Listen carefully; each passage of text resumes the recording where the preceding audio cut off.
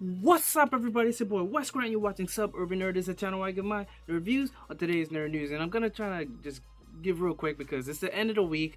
A lot of stuff has happened, a lot of topics, and I just want to kind of give my opinion on it, right? So we're gonna be talking about everything from Spider-Man's reconfigured face for the new Ultimate Edition, Nick Fury getting a series, Jamie Foxx coming back, and a whole bunch of other stuff. So first thing I'm gonna talk about is Nick Fury, right? So Nick Fury. Word is Nick Fury is gonna have his own spin-off kind of series, which I'm kind of down for because I kind of want to see what's going on with Nick Fury. I don't know where it would take place in, whether it's taking place after the whole thing or if it's gonna be like the Black Widow movie where it takes place after Civil War but before Endgame.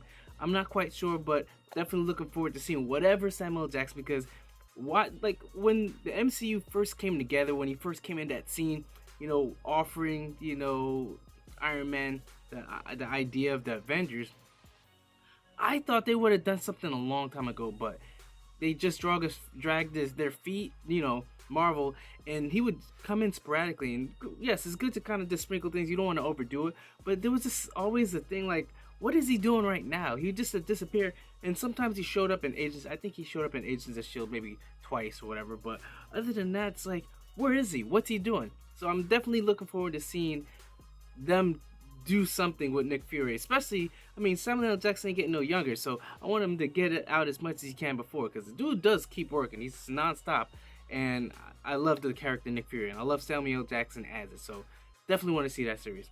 Lion King, right? Lion King made $1.65 billion, right? So of course you knew they were gonna try and make a second one. So yeah, they're planning on doing a Lion King 2.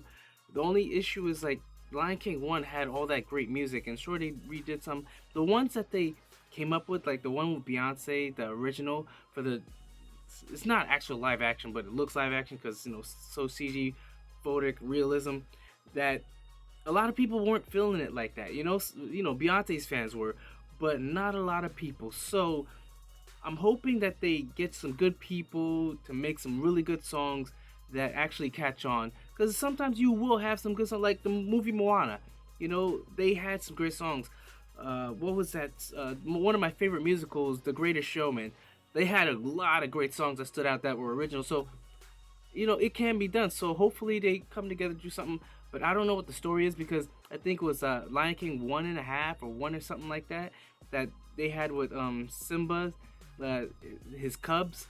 I don't know if they're gonna go that route. From what I'm hearing, it's gonna be something completely different. They're going to a whole new storyline. It's gonna be right after this movie, so I'm not sure, but I'm definitely looking forward to it. I did like and I did enjoy the Lion King live action, but I'm curious to see what happens next with that.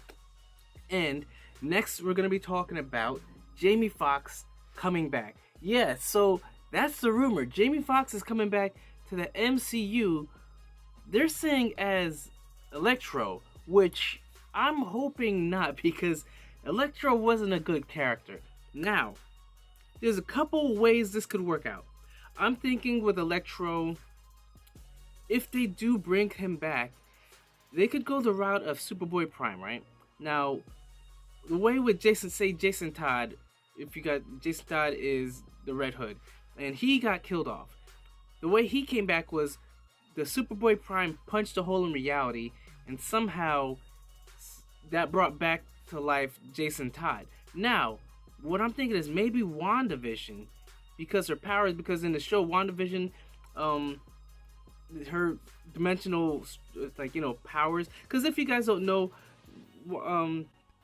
Wanda, she has crazy amount of power. She's like a Omega level mutant, right? Well, in the comic books. And there was a story called The House of M, where she changed reality to have only a few mutants, and therefore, like, she literally warped reality with her powers. Now, I don't know what the MCU is planning on doing, because there's no mutants, and people are thinking about maybe WandaVision, the whole thing where she says no more mutants in the comics, and then the mutants kind of disappear. Well, it might be the opposite, and she makes mutants, or she breaks reality, and somehow maybe Electro comes from the Amazing Spider-Man universe and lands in this, and like he's all like charged up and then looks, and then they don't focus on how he came to be, because Jamie Foxx, he's a great actor. I love him in all the movies he does. There's this new series on or show movie on Netflix called, what was it, Power something, Project Power, and he's done great as Ray, and he's just a great actor. He's supposed to be actually playing Mike Tyson in a biopic in a way, but anyways, so he does great. But that portrayal, I don't know if that was the direction they told him to do or whatever, but it was a horrible portrayal of Electro. It seemed too cartoonish. And granted, in Amazing Spider-Man 2, it veered away from the way the first one was, and it was like Paul Giamatti like getting all crazy, round up with the rhino suit, and him, very nerdy with the comb over, and even though he's black, it was very hard to watch him like that. And then even the way he got his powers, electric eels, mutated electric eels, like really. But let's just hope that if they do bring him back as Electro, that they don't focus on a backstory, and Jamie Foxx can make the character what he should have been in Amazing Spider-Man 2. Now, that's not to say he's actually coming back as Electro, because he could be in the talks to actually just come back as some other character. That has happened. Like these actors do be playing multiple characters in multiple movies. It doesn't necessarily mean he's coming back as Electro. I don't want him to come back as Electro, but if he does, I'm hoping they write the story good and don't focus on how he was in the other movie and make him like a brand new kind of Electro. That could work. But all in all, I'm looking forward to seeing what they do. Spider-Man, I've enjoyed the Spider-Man so far, so hopefully they'll work out good. Next, talking about Spider-Man, if you guys don't know, Spider-Man Miles Morales is coming out for the PS5, right? And it's also coming out for the PS4. But they're going to have an Ultimate Edition for the PS5, in which we're going to update the graphics, and they've shown side-by-side comparison of how good and how bright, how vivid the colors look. And for one, I would like to partake in that, but I'm not going to get a PlayStation 5 as soon as it comes out. There's always bugs, and from what I'm hearing, there was like an issue with a chip, so there might be more issues than people think with the new consoles. Usually there usually is, but I'm waiting for my God of War edition. I got a God of War edition PS4 Pro, so I know they're gonna have to make one for the PS5, and that's the one I want to get. I don't want to have to trade in anything. This one right there. So that game, you have to pay for the full game in order to get the upgrade, or I'm not exactly sure how it's gonna work, but you can get the Miles Morales for the PS4. You just won't get the high updated graphics that you get with PS5. But on top of that, there is a major issue. Everyone's going crazy because they recast the motion capture guide for the face, and they've changed the face completely, and everyone's flipping out. And I can understand, because even though when I was playing the game, Peter Parker's face seemed a little odd, right? It seemed a little off. He wasn't the most handsomest guy. And he looked like an average everyday Joe, right? He wasn't like a pretty boy. And that's not what, Spider-Man's supposed to be. He was sort of like a geeky kid, but just got strength and became a superhero. Now, but the facial, the guy that they had doing a face, apparently they are saying that they changed it because the bone structure for the new actor was better suited, because looks closer to the voice actor. So when they did the motion capture, it would fit better with the voice actor, and that's their excuse. A lot of people saying, hell no, it's because you wanted him to look a little bit more like Tom Holland from the new Spider-Man, and that ain't right. Now, if you put close comparison, yes, they do look similar. Tom Holland and the new design for Spider-Man, they do look similar as opposed to what it was before.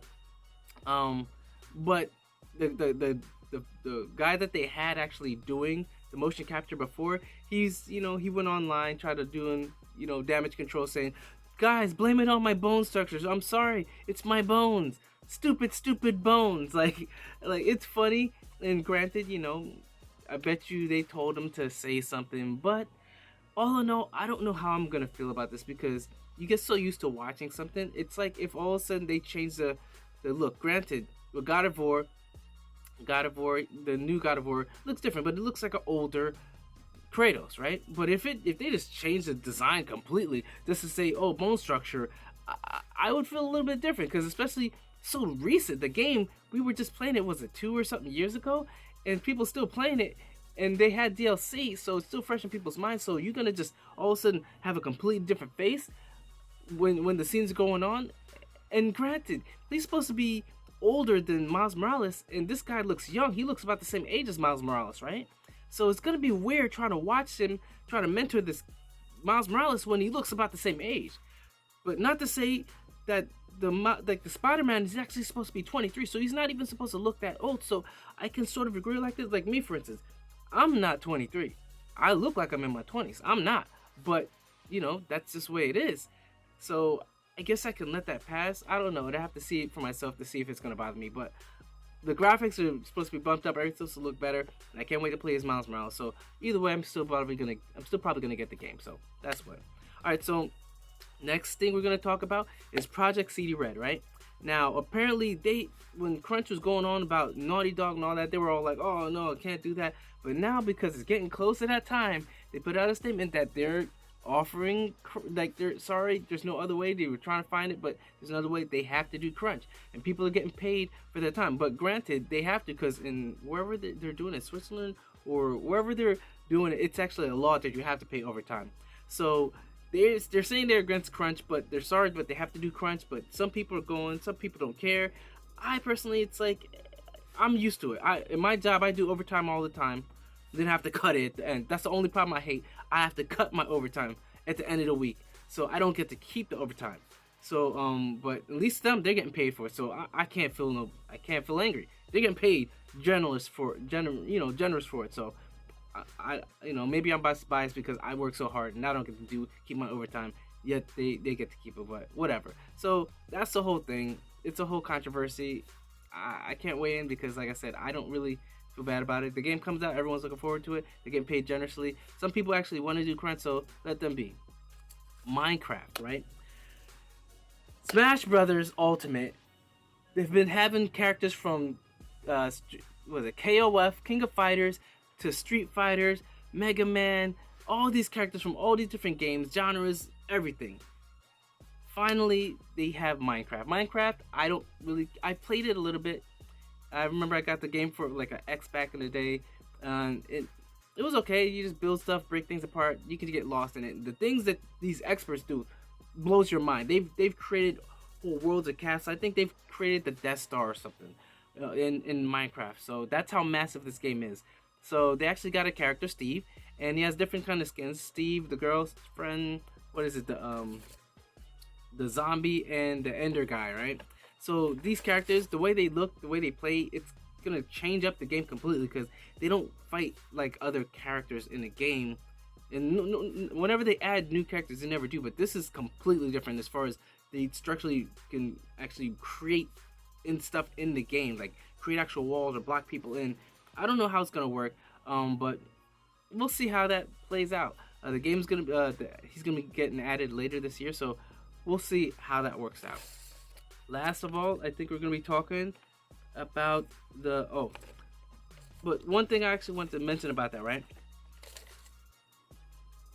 With them adding so many, it makes me wonder, with Microsoft buying Bethesda, like they could sort of do their own, because Sony did it with PlayStation All Stars, and I wish they did better, because I want to see a part 2 of that, because it was like a Smash Brothers, but it played differently, and I like the way it played. But they just never did anything after that. Microsoft now, they could sort of do that with all Bethesda and all these different people that IPs that they have. They could do that, but I don't know. I'm thinking probably Master Chief maybe at some point show up in the Smash Brothers, and then we can have the Samus versus Master Chief that everyone saw way back in the day, and see who actually wins. But that's all whatever. Last we're gonna be talking about is Stadia. Stadia, their 1-year birthday was, I think, yesterday, and they're not doing too well. Actually, the people that bought the Founders Edition, they're not liking it either. So everyone's trying to jump ship, because Stadia has not they haven't paid up as far as everything that they said they were gonna give. Like search. They don't even have a search menu, like search bar, and they're Google. You know what I'm saying? Like, there's so many things that are missing, and now with Microsoft Game Pass and Amazon Luna, like they've got competition, and it doesn't seem like they're offering as much. They've only got like what 20 something, 27 something games when it first came out, and they haven't really got much more. Meanwhile, Game Pass has all these other games. Luna has all these games, and it seems it's just indie games mostly on the Stadia. So I don't think that's gonna last much longer. I think it's gonna die out, and that's gonna be it for Stadia. That's pretty much all I had to talk about. I gave my quick opinions on a bunch of these different things, and thank you for watching this. Hopefully, comment down below, tell me what you think about some of these topics I talked about. I know it's a lot, but it was the end of the week. I just figured just get it all off my chest and talk to you guys about it. So thank you for watching my video. Remember to subscribe and tell everybody about the show. Remember, I'm Wes Grant. You've been watching Suburban Nerd, and you've just been notified. Catch you guys on the next review.